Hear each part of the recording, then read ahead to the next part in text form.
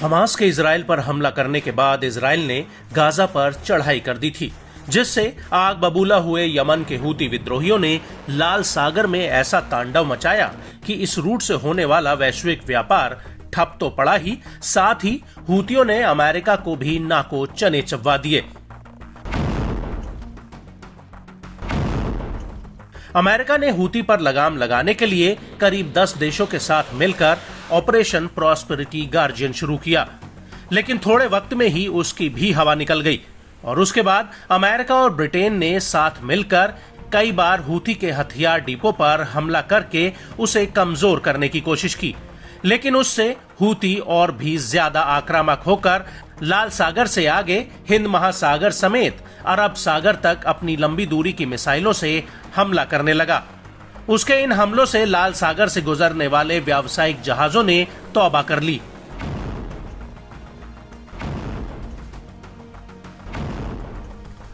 और अब अमेरिका ने 16 अक्टूबर 2024 को यमन के भीतर हूती के 5 अंडरग्राउंड हथियार डिपो पर एक बहुत बड़ी एयर स्ट्राइक की। अमेरिका ने यह हमला अपने B-2 स्टेल्थ बॉम्बर से किया। अमेरिका ने यह हमला ब्रिटेन के साथ मिलकर किया था। हूती पर नकेल कसने के लिए बाइडेन को अपना सबसे ताकतवर हथियार उतारना पड़ा, लेकिन ऐसा लगता है कि अमेरिका की ये कोशिश भी बेकार हो गई है, क्योंकि हूती ने शुक्रवार यानी 18 अक्टूबर 2024 को अरब सागर से गुजर रहे मेगालोपोलिस जहाज पर ड्रोन अटैक किया है। हूती ने दावा किया कि उसका यह हमला सक्सेसफुल रहा है। हूती के सैन्य प्रवक्ता ब्रिगेडियर जनरल याया सारी ने इस हमले की पुष्टि करते हुए कहा कि इस जहाज को कब्जे वाले फिलिस्तीन के बंदरगाहों में प्रवेश पर लगे हूती के प्रतिबंध का उल्लंघन करने के लिए निशाना बनाया गया। نفذت القوات المسلحة اليمنية بعون الله تعالى عملية استهداف لسفينة ميغل أبولوس في البحر العربي، وذلك بعدد من الطائرات المسيرة، وقد حققت العملية أهدافها بنجاح بفضل الله، ونفذت العملية من قبل سلاح الجو المسير في القوات المسلحة اليمنية।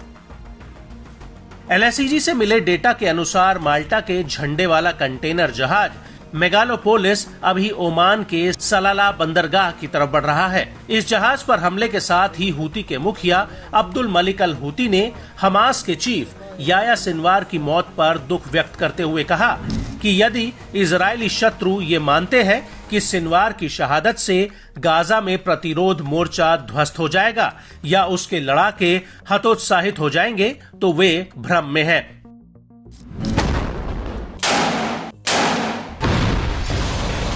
सैयद अल हूती ने आगे कहा कि हमास एक आंदोलन जो अपनी स्थापना के बाद से ही दृढ़ और समर्पित रहा है, अपने संस्थापक और कई प्रमुख नेताओं की शहादत के बावजूद डगमगाया नहीं है।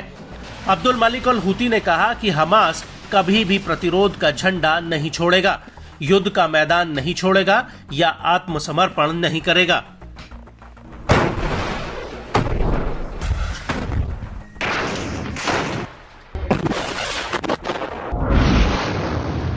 आपको बता दें कि लाल सागर में हूती के हमलों से पूरी दुनिया की शिपिंग इंडस्ट्री चरमरा गई है।